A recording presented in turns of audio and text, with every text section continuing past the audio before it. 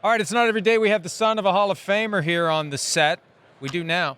Mason Taylor, son of Jason Taylor, here with us, tight end out of LSU. Great to see you. How are you? Good, good. How are y'all? What's up, big guy? Thank you. Thanks for having me. Yeah, of course, man. Wait, how the hell? You're playing the wrong position. How did we end up playing tight end? You're not a pass rusher. What the hell are you? What's going on here? I was in Little League. My Little League days, I played defensive end all through that Little League series until high school. My dad thought it would be a good idea to switch to tight end because I could always catch the ball. I always had good hands, so he kind of guided me that way. I don't know if he didn't want me to beat him out as a defensive end. But yeah, so I switched to tight end, and I've loved it ever since. Did Dad have hands?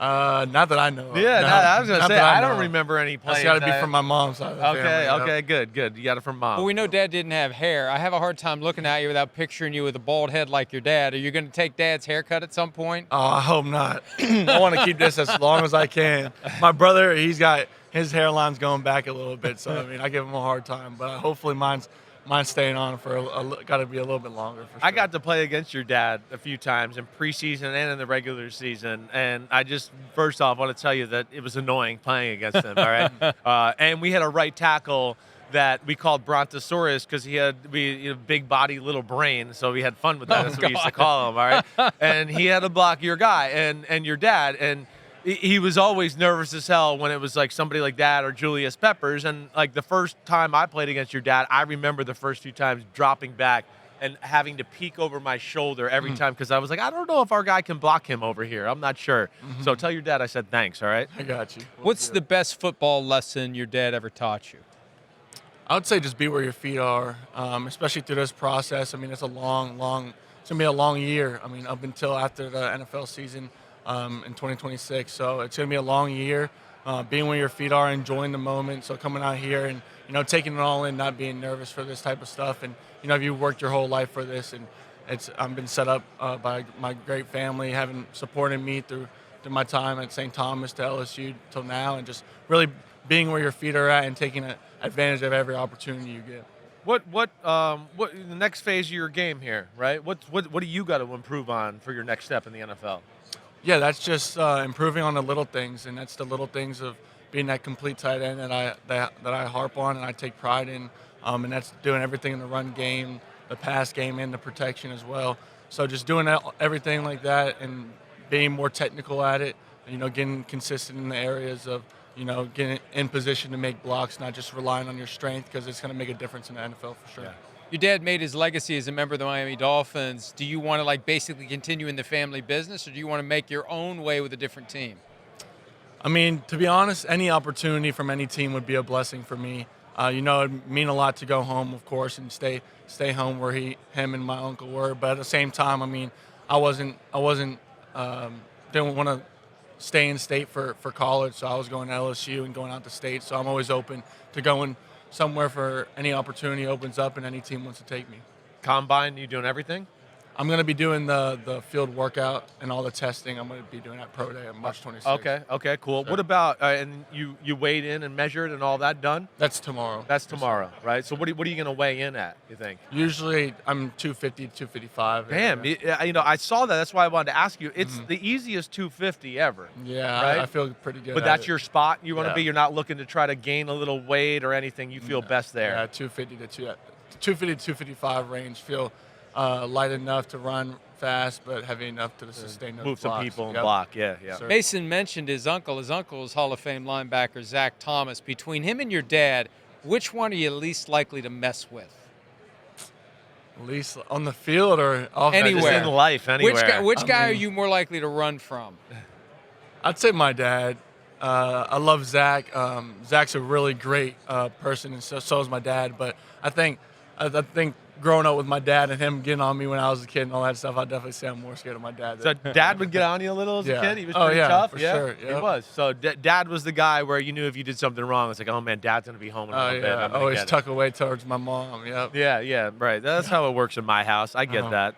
All right, you've been around some freaky people your whole life in football. Give us some guys that jumped out to you in college that you played against where you went, damn, like I didn't realize he was that good, and that was unreal the day I saw him. Yeah, so I mean, Alabama was always a challenge. So Yeah. playing against my high school teammate Dallas Turner Oh. at the edge position was pretty great challenge for me. And I think that's just, I mean, I come from St. Thomas Aquinas, so the production there and the athletes that come out of there every single year. I mean, I play with the best of the best. And You're not surprised by and anything then. practice by it. So yeah, but I think Dallas Turner was definitely a tough challenge, especially my sophomore and freshman year. Right. You're the most productive tight end in LSU history, 129 catches, 1,308 yards, 6 touchdowns. What's the one game you would want anyone to look at as the best evidence of what Mason Taylor is as a football player?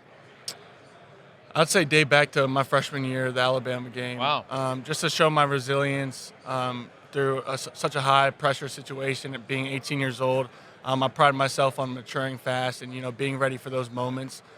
So being resilient when the game's on the line and making plays when plays need to be made is something I always pride myself on, and showing up in those pressure moments and being that answer for an offense. How the hell did you guys lose a game 2 years ago with you and Jaden Daniels and Malik Neighbors and Brian Thomas Jr.? Like, what the hell? Yeah, I get that question a lot. I mean, we had a great team, a great offense, and even a great defense. And, it's just those little things that hold you back from winning championships. So, I mean, we just had to critique those little things and, not consistent in those areas, and it definitely affected us for sure. With Jaden Daniels, right? I mean, we know how special of a player he is. I'm sure you weren't even probably surprised about what you saw from him this year.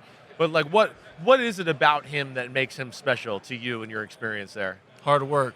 Yeah. That's it. I mean, easy to say, hard work. He's the first guy in the building, last guy out the building, and the things he does with off the field with VR and all that stuff to prepare himself for the game. I mean, he prepares like a pro, and that's why. I mean, he has the future.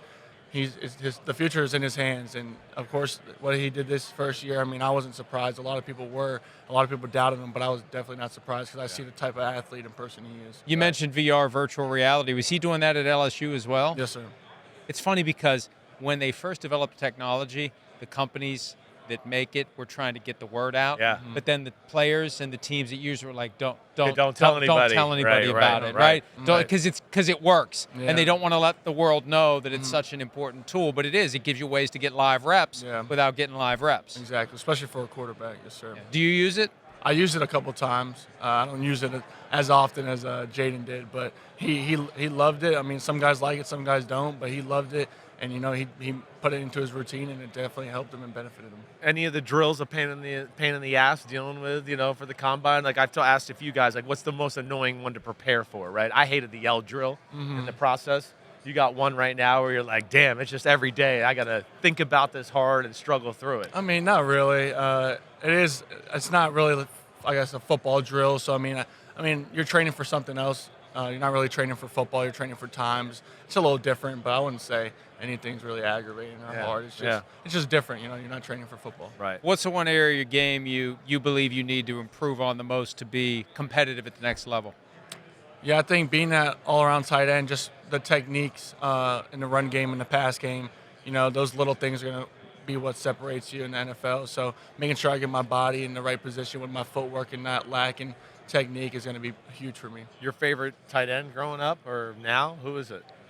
Right now, I like, and growing up a little bit, George Kittle. Yeah. The way he plays the game, he's that complete tight end I harp about.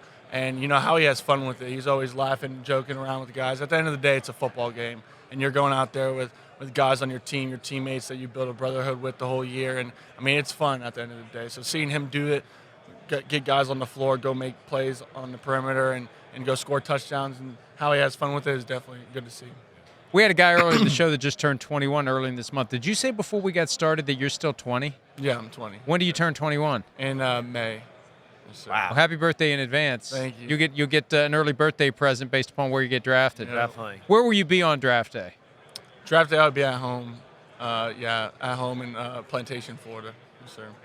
Damn. You have like a superstition or anything? Like everything's got to be just right? No, I'm just getting the family and friends over, and we're going to have a big watch party. So. St. Thomas Aquinas. I mean, it's unreal. I just to talk because we like ball. I mean, you were on. Who else was on that team with you? Anybody else that of notoriety other than Dallas Turner? Yeah, so I was my freshman year. Nick Benito was there. Holy He's crap! now in Denver. Yeah. Had Dallas Turner, like I said. Jordan Battle was there at the time. He's right. in Safety. Cincinnati. Yeah. Right. And a lot of guys are still in college, but guys that are going to have big careers in the NFL. So I mean, it's just every year we were having 20, or really our whole starting lineup go defensive. You guys D1 are NFL minor league team. So I mean, it was definitely extraordinary to see there. And shout out to Coach Harriet running what he runs there, and just the structure that we had there was so tight. It was like almost like a college. And, it showed. We won state championship year after year, and it was definitely a great experience. All right, before we let you go, we're not sure this works for offensive players. It works for defensive players. At least it's 1-for-1. Cooper DeJean was in that chair last year, and we asked him what he wanted to do as a rookie, and he said intercept Patrick Mahomes. And he did in the Super Bowl and returned it for a touchdown, and they won, if you haven't heard. So what is your thing? This is your chance to speak it into existence, Mason. What is it you're going to do as a rookie? Definitely make clutch plays when the time is needed. Big third down conversions, fourth down conversions, big touchdowns when the game's on the line. Showing up when those big pressure moments are there. I'm the guy to call on, and I'm the guy to make that play. For sure. All right, well, we wish you all the best. What Tell number your are you dad gonna- we said hi. Yeah, tell your dad we said hi. Tell him for Will scaring do. me all these times. You can't wear 99 at tight end, so No. what number would you like to wear in the NFL? I'd like to say 86 because Yeah? that's my college number. Right. But if someone has that, then you're wherever screwed. I fit. I'm just out there to play football. That's it. All right, cool. Mason Taylor on his way to the NFL. Hi, it's Mike Florio. Thanks for watching PFT on YouTube. Hit subscribe for the latest news and analysis from Pro Football Talk.